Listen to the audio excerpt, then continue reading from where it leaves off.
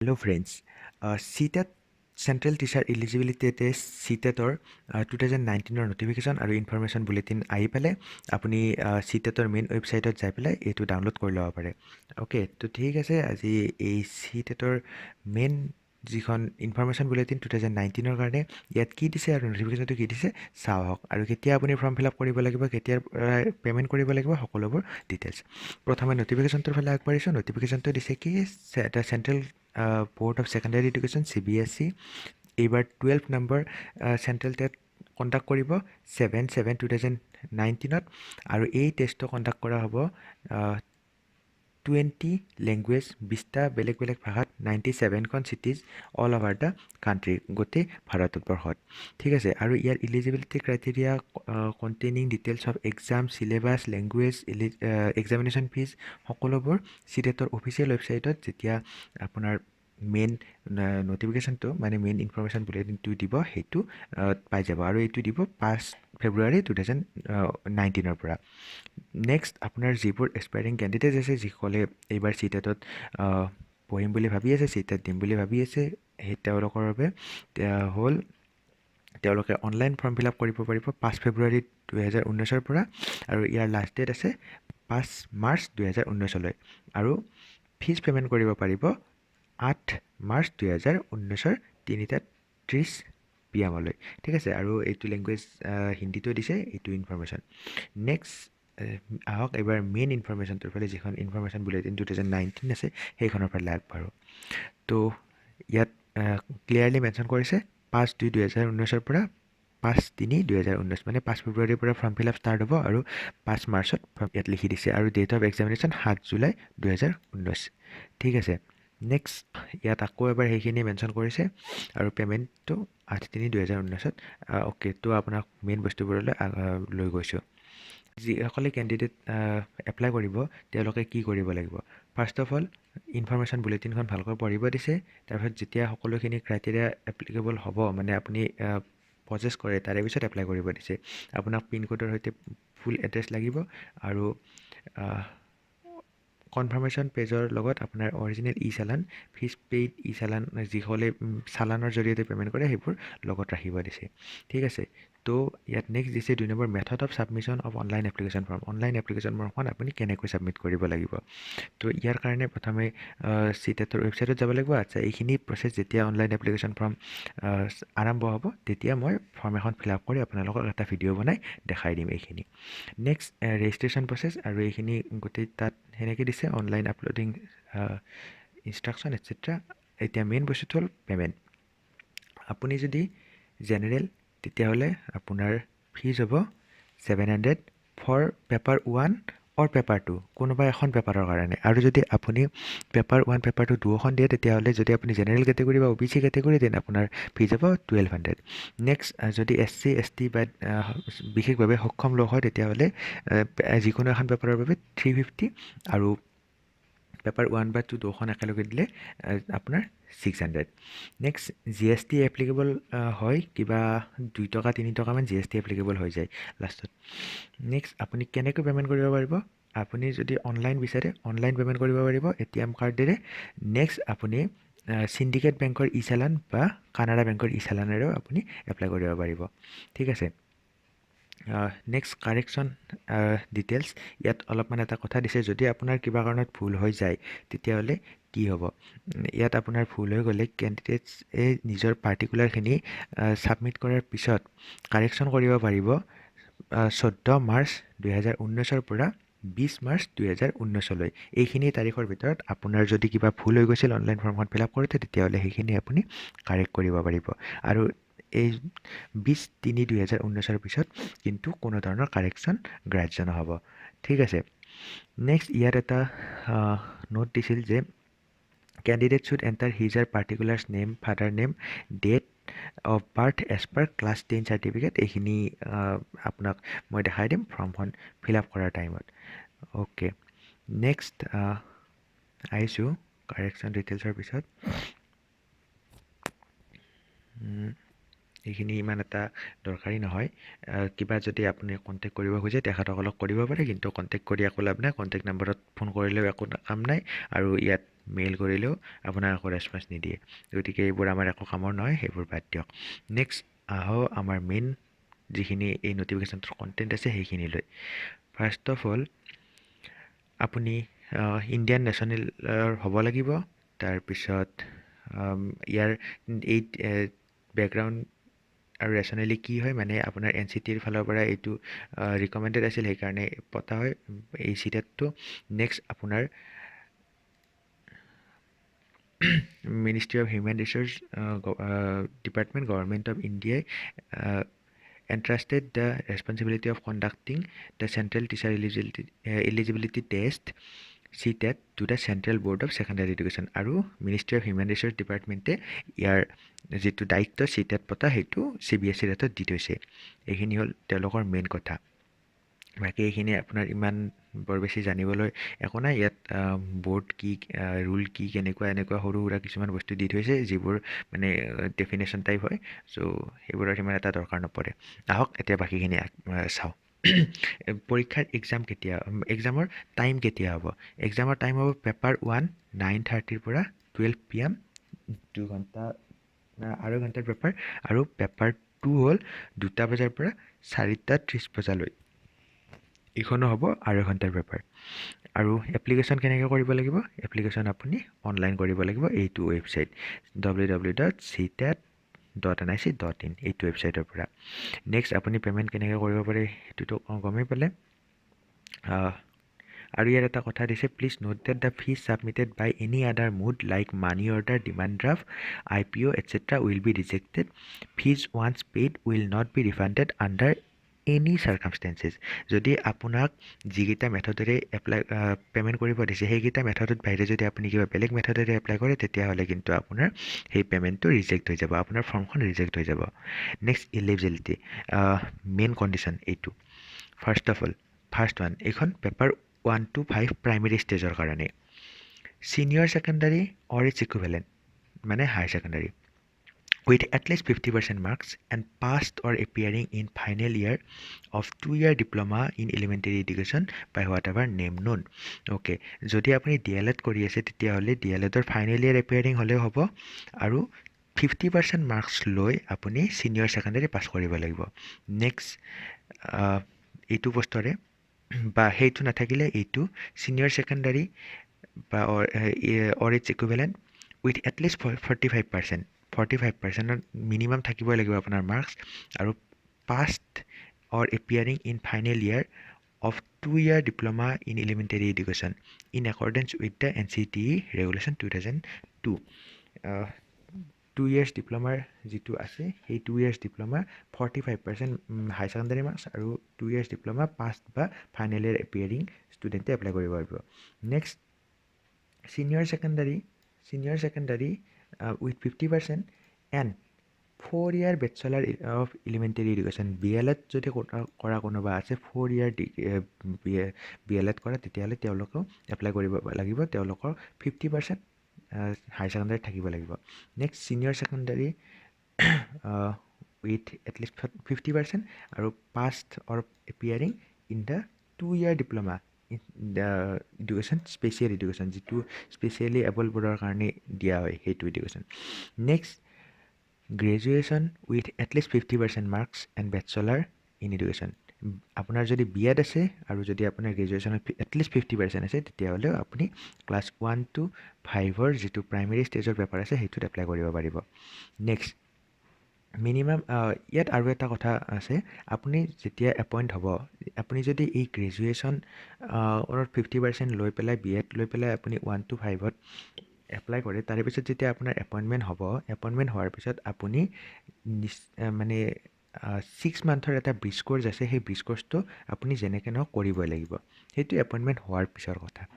Next 6 to 8ৰ যিখন elementary ষ্টেজৰ আছে সেইটোৰ কাৰণে কি হ'ব graduation or and passed or appearing in final year or 2-year diploma in elementary education গ্ৰেজুৱেশ্যন থাকিব লাগিব আপোনাৰ ইয়াত গ্ৰেজুৱেশ্যনটো মাষ্ট হয় আৰু ছিনিয়ৰ ছেকেণ্ডাৰী কেইটামান কেছৰ কাৰণে এপ্লিকেবল হয় আহক প্ৰথমটো পঢ়োঁ আমি graduation and passed or appearing in final year or 2-year diploma in elementary education যদি আপুনি গ্ৰেজুৱেশ্যন পাছ কৰিছে বা ফাইনেল ইয়াৰত এপিয়াৰ হৈছে আৰু আপোনাৰ 2-year diploma পাছ কৰিছে বা ফাইনেল ইয়াৰ এপিয়াৰ হৈছে তেতিয়াহ'লে আপুনি এইটো এপ্লাই কৰিব পাৰিব নেক্সট গ্ৰেজুৱেশ্যন উইথ এটলিষ্ট 50% গ্ৰেজুৱেশ্যনত লাগিব আৰু passed by appearing 1 year bachelor of education যদি 1 yearৰ বিএড পাছ কৰিছে আপুনি তেতিয়াহ'লে সেইটো আপোনাৰ বাবে next graduation with at least 45% marks and passed or appearing in 1 year bachelor in education এইটো NCTৰ ফালৰ পৰা যিটো আছে আপোনাৰ 45% গ্ৰেজুৱেশ্যনত মাৰ্কছ লৈ পেলাই 1 year বিএড পাছ কৰিলে সেইটোতো হ'ব নেক্সট চিনিয়ৰ ছেকেণ্ডাৰী বা নে high secondary with at least 50% and passed or appearing in final year BLED এইটোতো আপুনি এপ্লাই কৰিব পাৰিব পাষ্ট অৰ এপিয়াৰিং যদি ফাইনেল ইয়াৰ BLED হয় তেতিয়াহ'লে নেক্সট হাই ছেকেণ্ডাৰীত 50% প্লাছ আপোনাৰ final year appearing with 4 year BSc BEd মানে যিটোবোৰ ইণ্টিগ্ৰেটেড BEd কোৰ্চ থাকে সেইবোৰত যদি হয় তেতিয়াহ'লে এইটো এপ্লাই কৰিব পাৰিব next graduation with at least 50% marks and passed or appearing in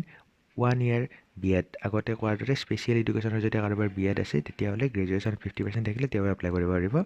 next বাকী any candidate having qualified BEd program recognized by NCT is eligible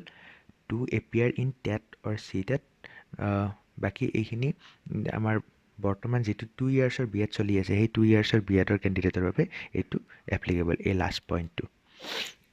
next ৰিলেক্সেশ্যনৰ অলপ কথা দিছে ইয়াত relaxation up to 5% in the qualifying marks in the minimum educational qualification for eligibility shall be allowed to the candidate belonging to the reserved category such as ST, SC, OBC differentially able যদি কাৰোবাৰ reservation আছে তেতিয়াহ'লে আপুনি মাৰ্কছত 5%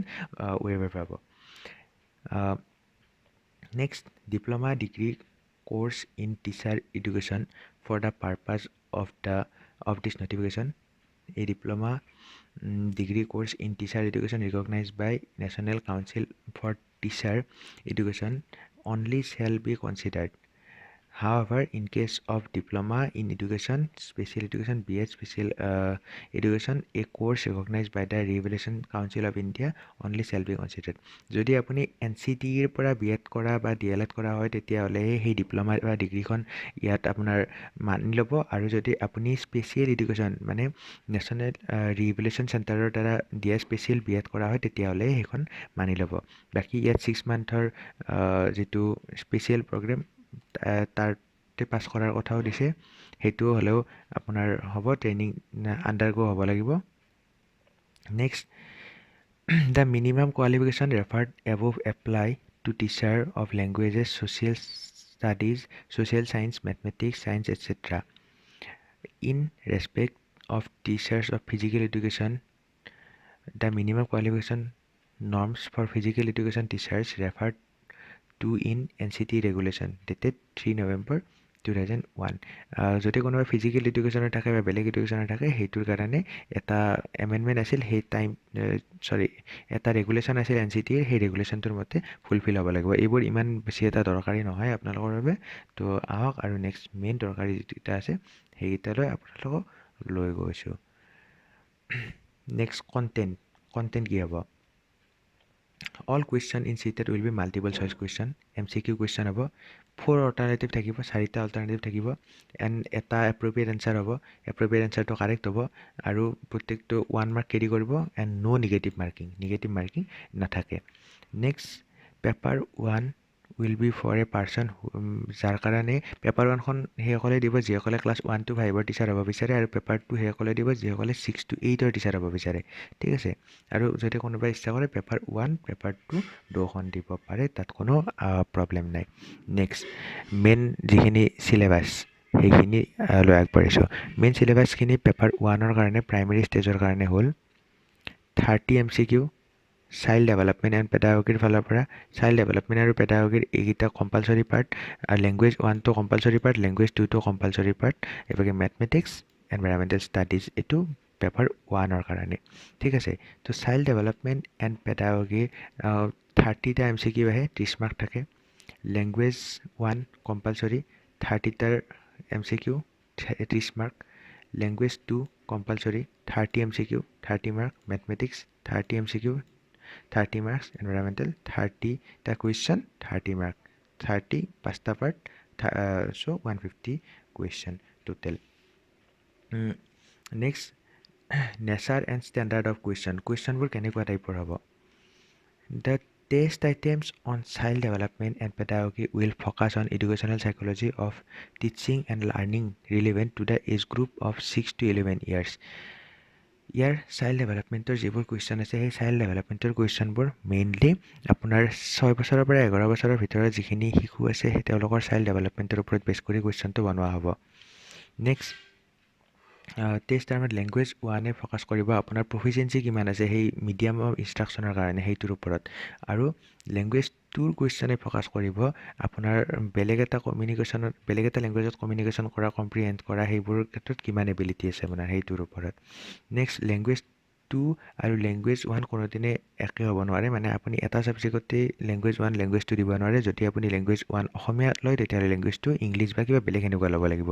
আৰু এইবোৰ হ'ল language list: English, Gujarati, Marathi, Sanskrit, Hindi, Kannada, Mizo, Tamil, Assamese, Khasi, Nepali, Telugu, Bengali, Malayalam, Oriya, Tibetan, Garo, Manipuri, Punjabi, Urdu, এইবোৰ হ'ল list. Next, the test item in mathematics and environmental studies will focus on the concept, problem solving abilities and pedagogical understanding and application of the subject. In all subject area, the test items will be evenly distributed over different divisions of the syllabus prescribed class 1 to 5 NCERT. So আপোনাৰ paper 1তে হওক বা paper 2তে হওক যিখিনি main syllabus আছে সেই main চিলেবাছখিনি কিন্তু আপোনাৰ directly NCERTৰ যিবোৰ বুক আছে NCERTৰ বুকৰ পৰাই ফ'ল' হ'ব। NCERTৰ বুকৰ চিলেবাছ যে ডাইৰেক্ট ফ'ল' হয়, এইটো কথা আপুনি মনত ৰাখিব। আপুনি ইফাল সিফাল বহুত বস্তু পঢ়ি থাকি লাভ নাই, NCERTৰ বুক পঢ়িবই লাগিব আপুনি যেনেকৈ নহওক। নেক্সট, পেপাৰ 2টো ছেম। মই এই চিলেবাছৰ ওপৰত এটা এক্সট্ৰা ভিডিঅ' আপোনালোকক CTETৰ চিলেবাছৰ ওপৰত বনাই দিম, আৰু কুৱেশ্যনবোৰ বাইলেংগুৱেল হয় অলৱেজ। পেপাৰখন কুৱেশ্যনৰ পৰা হিন্দী আৰু ইংলিছ দুয়োটা থাকে। বাকী আপোনাৰ এই CTET এপ্লিকেবিলিটি হ'ল চেণ্ট্ৰেল গভৰ্ণমেণ্টৰ KVS, NVS, তিব্বতীয়ান স্কুল আৰু আমাৰ যিবোৰ অসমৰ বেলেগ বা ষ্টেট গভৰ্ণমেণ্টৰ স্কুল আছে সকলোবোৰৰ কাৰণে এই CTETটো এপ্লিকেবল হয়। সকলোতে CTETটো এপ্লিকেবল হয়, কেৱল আপোনাৰ নিজৰ ষ্টেটৰ লেংগুৱেজটো থকাটো দৰকাৰী। নেক্সট, CTET আপোনাৰ অলছ' এপ্লিকেবল হয় প্ৰাইভেট স্কুলত, আনএইডেড প্ৰাইভেট স্কুল এইবোৰত।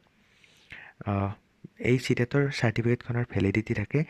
কোৱালিফাই কৰাৰ পিছত 7 বছৰলৈ, 7 years ভেলিডিটি থাকে। আৰু ইয়াৰ কোনো ধৰণৰ নাম্বাৰ অফ এটেম্পছৰ ৰেষ্ট্ৰিকশ্যন নাই, মানে আপুনি যিমানবাৰ ইচ্ছা সিমানবাৰ আপুনি এগেইন এণ্ড এগেইন এপিয়াৰ হৈ থাকিব পাৰে। আৰু আপুনি যদি এবাৰ এপ্লাই কৰিছে, আপুনি যদি আগতে এবাৰ কোৱালিফাই কৰিছে তথাপিও আপুনি মাৰ্কছ ইম্প্ৰুভৰ কাৰণে আকৌ এবাৰ CTET দিব পাৰে, সেইটো এটা অপশ্যন আছে। আৰু আপুনি যেতিয়া এপ্লাই কৰাৰ টাইমত 3টা ডিফাৰেণ্ট অপশ্যন দিব লাগিব আপোনাৰ চেণ্টাৰৰ কাৰণে, চ' যাতে আপুনি এটা আপোনাৰ ওচৰত চেণ্টাৰ পায়। নেক্সট, এডমিট কাৰ্ড আপোনাৰ অনলাইন যোগে দিয়া হ'ব, গতিকে সেইটোৰ আপুনি চিন্তা কৰিব নালাগে। মানিৰ কথাটো কৈ দিলোঁ, এলিজিবিলিটি ভেৰিফিকেশ্যন আপোনাৰ চাৰ্টিফিকেট পাই যাব এইখিনি।